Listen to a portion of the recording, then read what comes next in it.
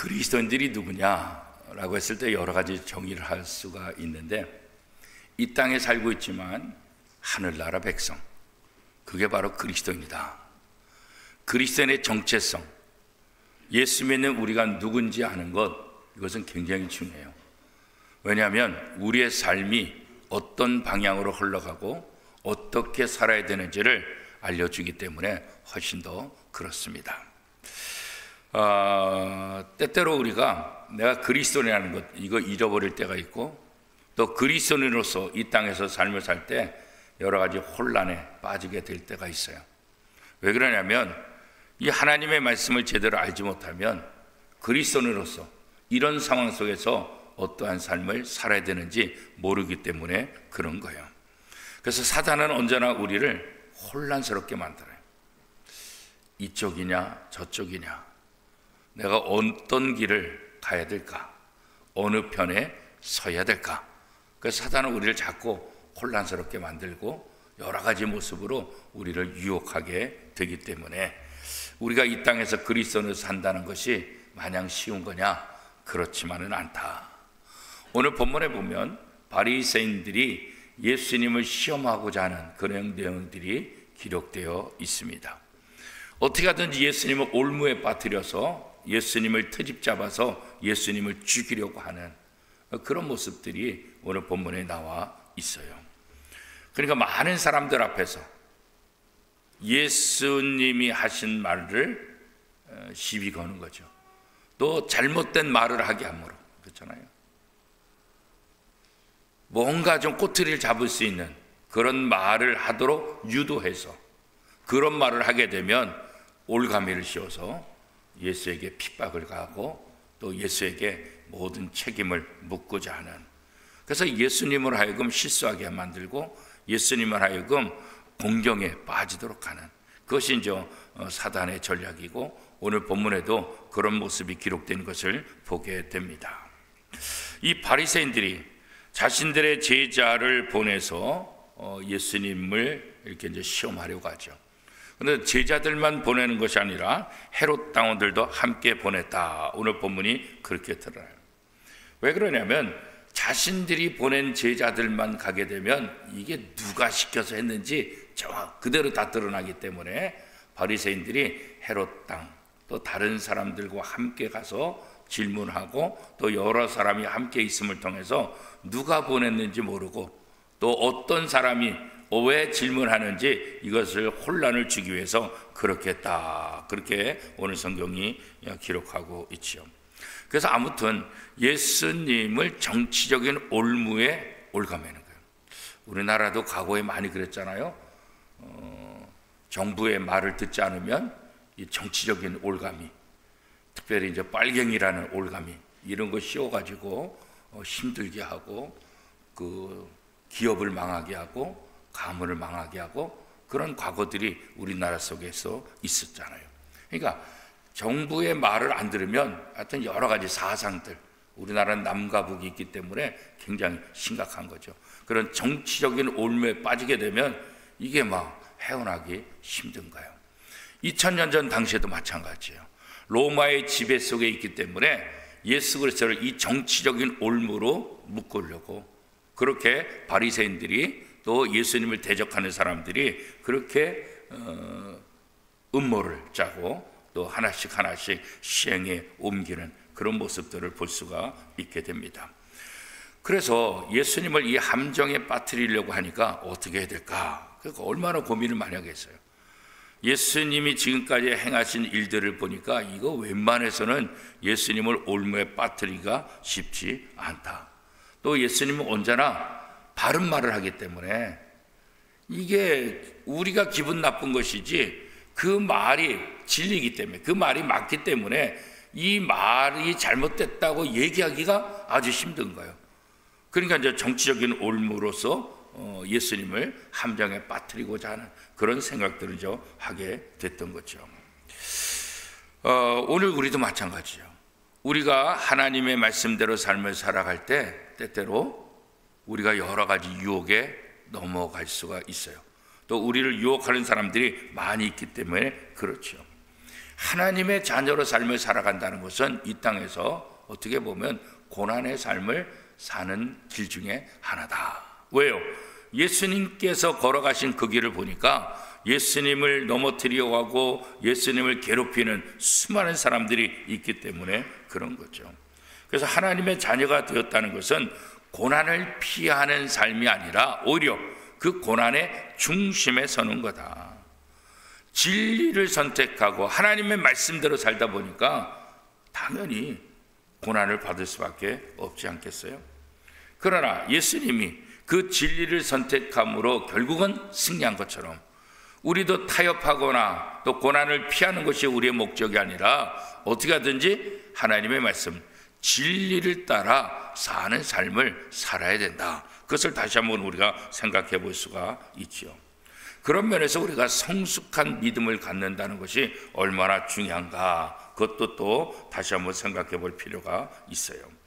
예수님을 믿으면 우리의 삶에 어려움이 없을 것이다 생각하는 것, 이것은 어떻게 보면 초보적인 신앙, 초보적인 믿음의 단계다, 그렇게 얘기할 수 있어요. 우리가 정말 진리를 따라서 예수님의 말씀대로 산다고 한다면 세상 곳곳에서 부딪힐 수밖에 없어요. 왜? 세상이 악하기 때문에, 세상이 바른 길을 가지 않기 때문에, 바른 길 가고 진리의 길을 걸어가다 보면 당연히 부딪히는 일들이 일어나게 되는 거죠. 어떤 면에서 우리가 아무런 고난 없이 편안하게 산다, 나는 아무런 근심 걱정이 없다, 이런 것들은 어떻게 보면 내가 하나님의 말씀대로 제대로 살고 있지 않다, 이것을 증명하는 거예요.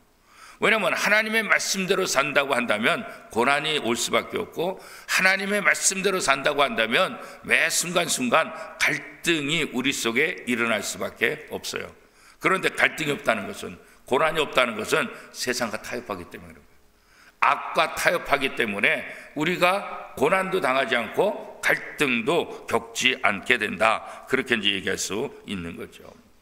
주님을 바라보면 고난을 당하지만 그 고난을 능히 이기고 그 고난을 통해서 하나님의 영광의 도구로 쓰임받는다는 사실을 기억할 때 우리는 고난 속에서도 이 길을 끝까지 걸어가야 될 이유가 무엇인가를 또 깨닫게 되는 거죠.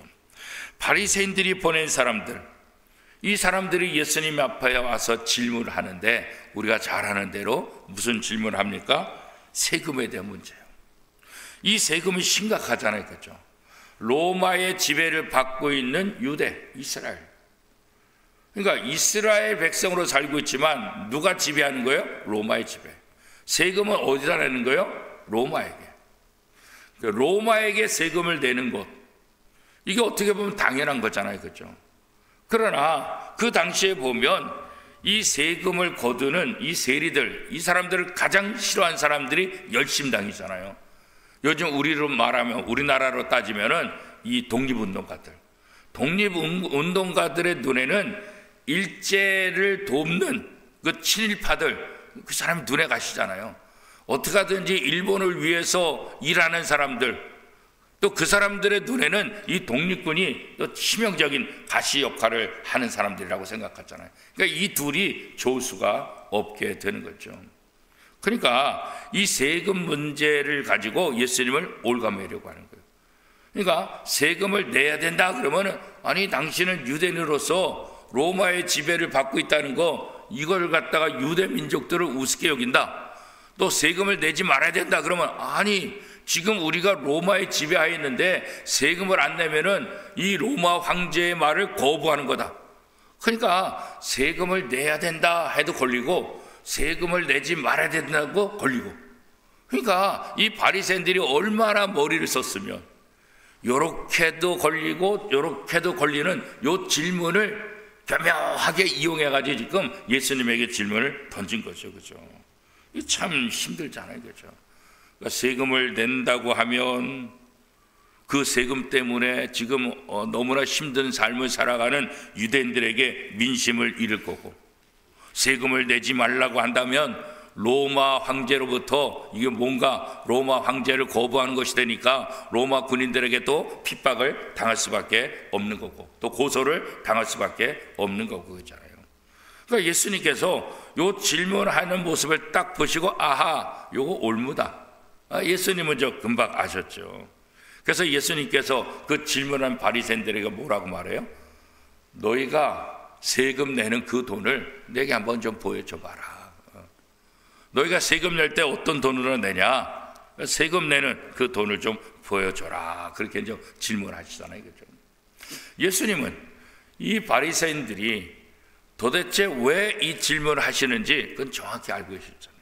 아, 요 올무구나 그렇잖아요.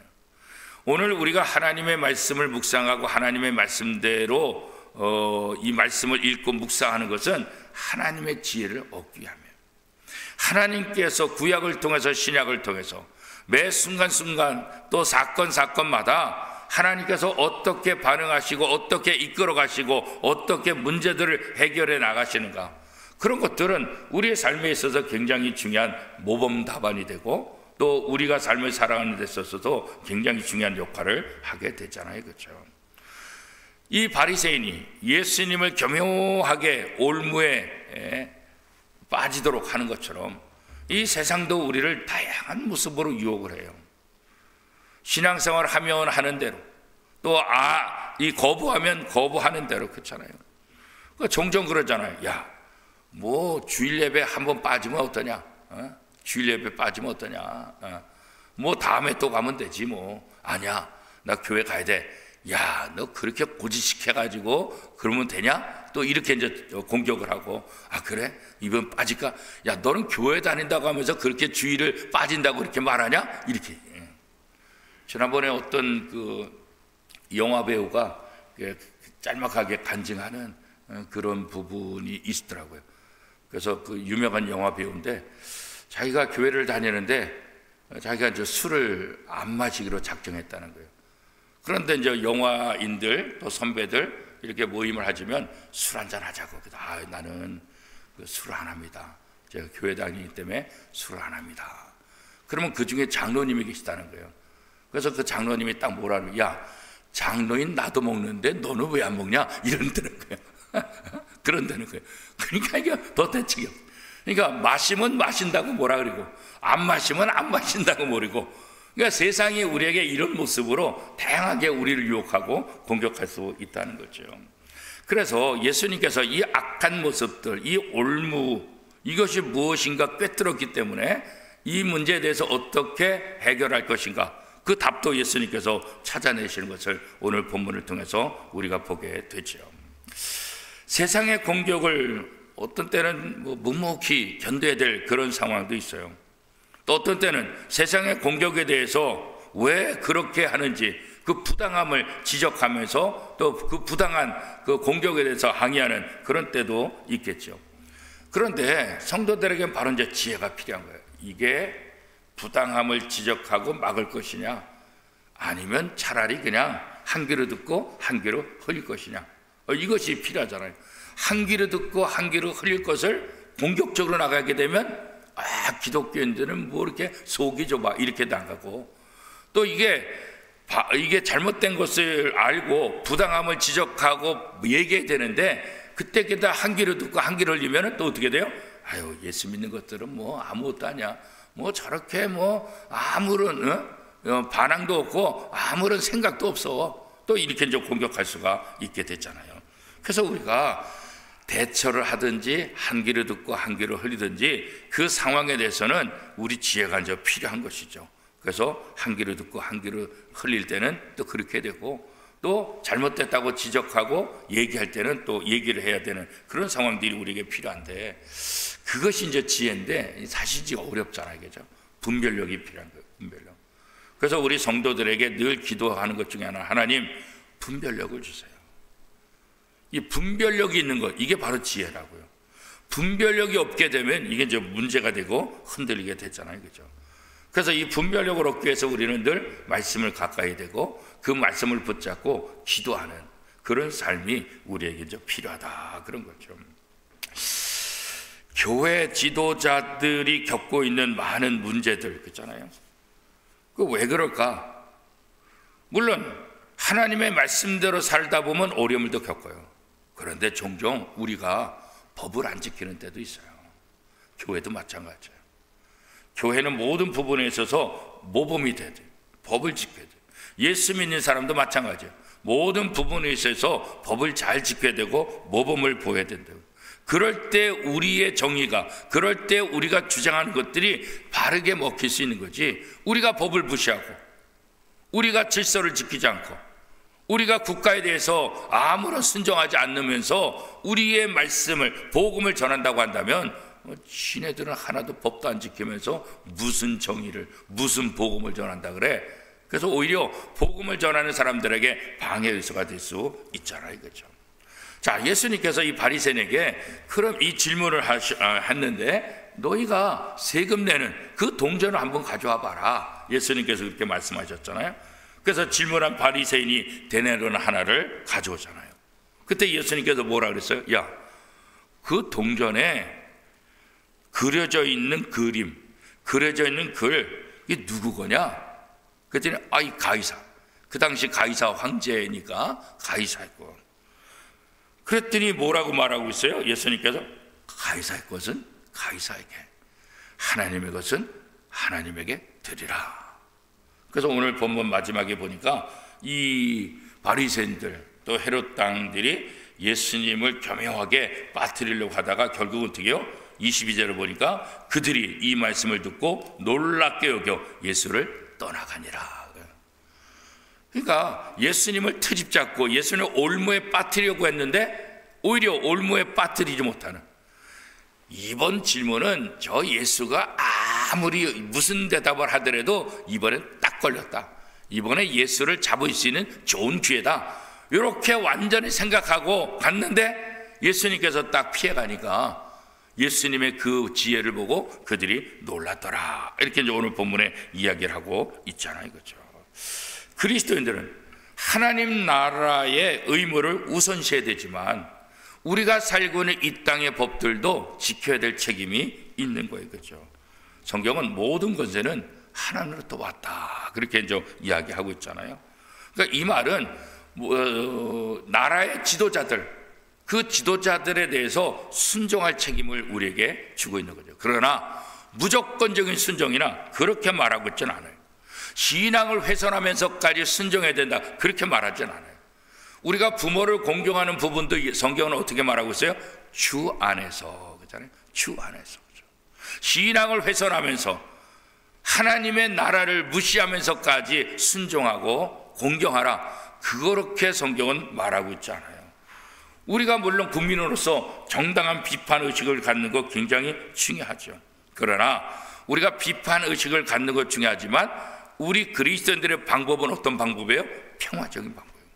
폭력을 쓰거나 문제를 더 야기시키거나 또 많은 사람들에게 아픔을 주거나 상처를 주거나 괴롭게 하거나, 이런 방법은 하나님께서 원하시는 방법이 아니라고요.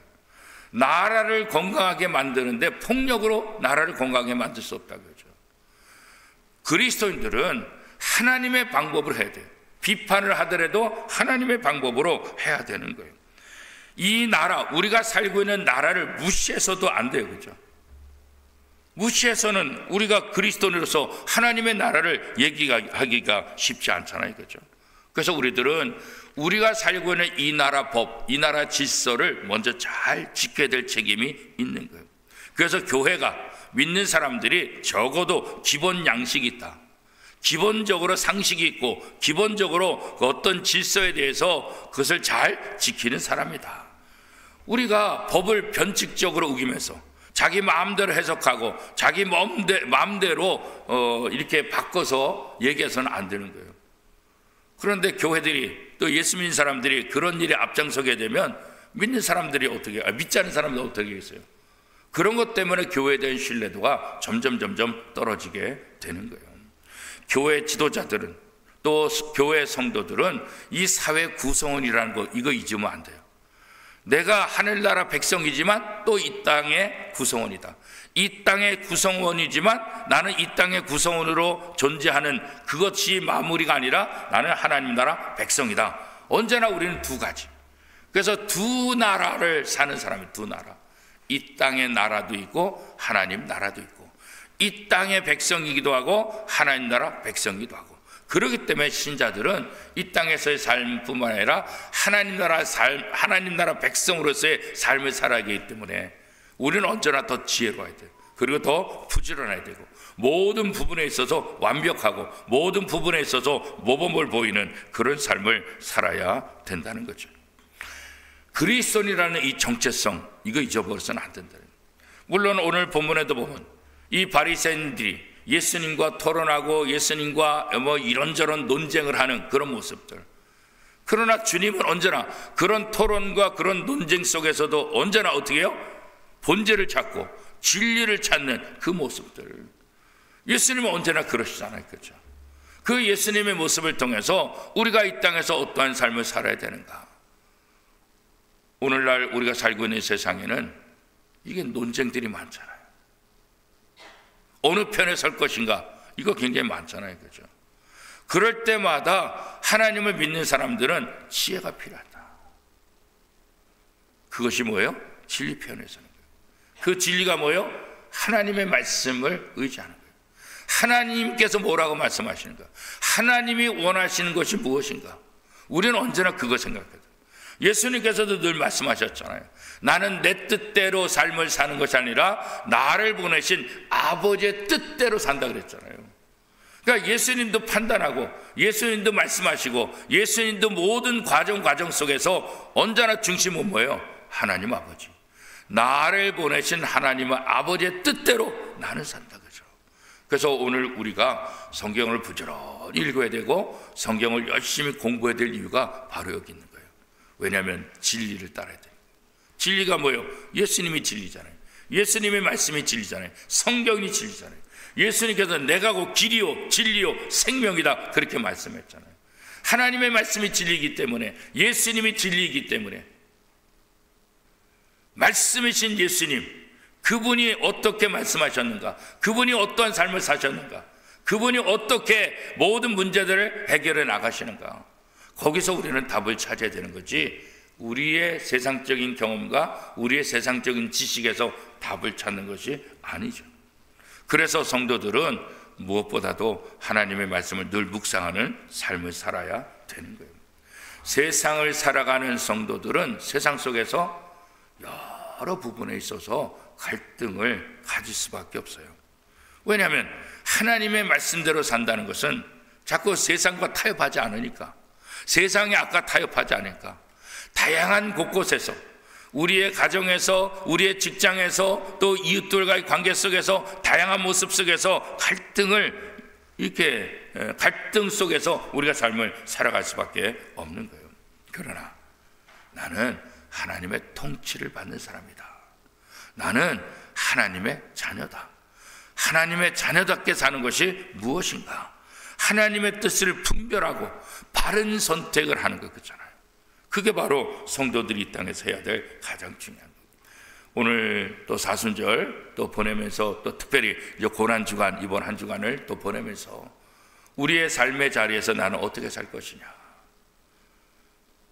사회적인 논쟁 속에서 여러 가지 혼란을 가중케 하는 이런 속에서 하나님을 믿는 사람으로서, 그리스도인으로서 어떤 정체성을 가지고 어떤 길을 선택할 것이냐, 그것은 우리가 늘 고민해야 되는 거예요. 그래서 늘 기도하는 거예요. 하나님, 제게 지혜를 주시고, 하나님이 원하시는 진리의 길을 걸어갈 수 있도록 저를 다스려 주시고 저를 인도하여 주옵소서. 하나님을 믿는 그리스도인들에게 하나님께서 성령을 선물하셨잖아요. 성령의 인도함을 받는 것, 그게 바로 그리스도인이잖아요. 내 뜻대로 내 생각대로 살면 그냥 세상 사람이라고요. 그러나 그리스도인들은 성령의 인도함을 받는 사람. 그래서 내가 누구인가, 내가 어떻게 살아야 되는가, 이것을 우리가 늘 다시 한번 생각해 볼 필요가 있어요. 그래서 지혜로운 사람이다, 이 말은 바로 하나님의 말씀을 의지하고 성령의 인도함을 받는 사람이다. 그게 바로 진리를 추구하는 삶을 사는 거다 얘기할 수 있어요. 그래서 신앙생활 한다는 것은 다른 것 아니에요. 진리를 찾아서 그 진리를 의지하고 그 진리대로 따라가는 삶. 그게 뭐겠어요? 그 바로 그리스도인 삶이죠. 그게 바로 진짜 신앙생활이죠. 주님이 걸어가신 그 길을 묵묵히 걸어가는 것.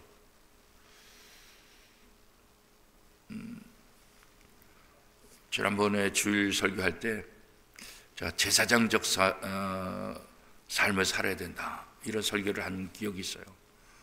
레위기에 보면 이 제사장을 이스라엘 백성들의 어른으로 삼아주셨다. 어른으로. 이 어른이라는 말은 남편이라는 말이 있고 우두머리라는 말이 있다. 이 어른이라는 것은 본을 보여서 그 공동체를 바른 길로 이끌어야 된다. 하나님께서 제사장을 이스라엘 백성들의 어른으로 삼은 것은 이 제사장들이 하나님을 어떻게 섬기는지, 하나님의 말씀에 어떻게 순종하는지, 하나님의 말씀대로 사는 것이 무엇인지를 보여주는 모델이 되어야 된다.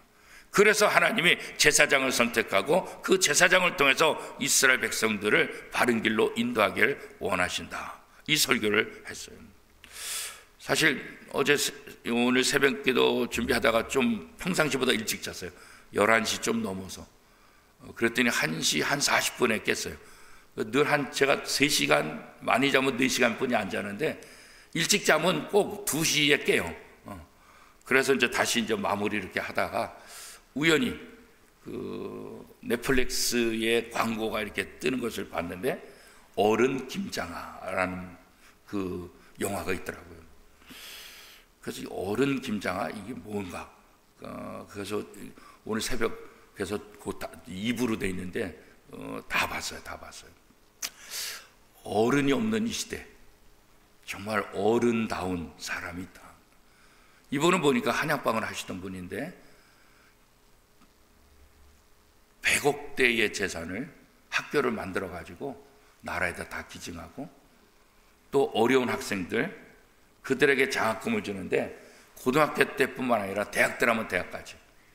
그래서 이분의 장학금을 받고 자란 사람들이 외국의 유명한 대학의 교수들, 또 우리나라 서울대학의 교수들, 각 분야 여러 사회에서 아주 선한 영향을 끼치는데, 그 사람들을 이 다큐 작가가 한 명 한 명 인터뷰를 하는데 이 김장하 선생님이 그랬다는 거예요. 선생님, 제가 선생님한테 장학금을 받았는데 어떻게 보답하지요?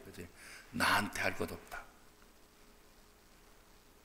내게 받은 은혜를 너는 또 다른 사회, 다른 사람에게 베풀면 된다. 그래서 그 장학금 받은 사람들이 삶의 자리에서 그 선생님의 정신을 이어가는 삶을 산다.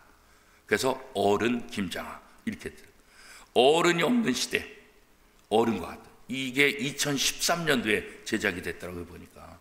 근데 요즘 다시